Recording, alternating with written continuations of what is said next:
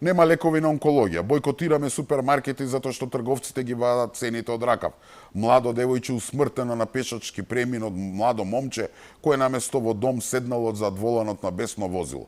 Сето ова за една недела. Тоа е, драги мои, наследство. Наследството што ни го ставија СДСМ и ДУИ по нивното 7-годишно пустошење на државата. Системски проблеми за кои не може брзавно и едноставно да се решат.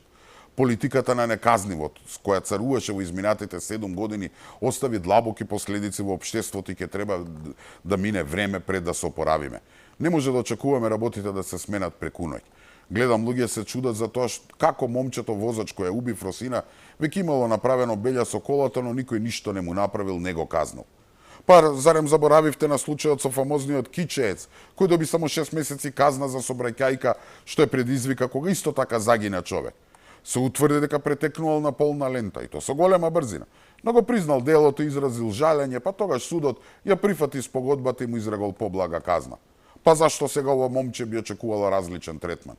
Се чудиме што нема лекови на онкологија, а само пред некоја година оваа клиника беше во центарот на една од најмонструозните афери во здравството.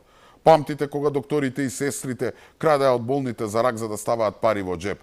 Крадеа од луѓето кои единствена надеж дека ќе преживеат гледаа во тие цитостатици и слични лекарства, а наместо лек добиваа физиолошки раствор.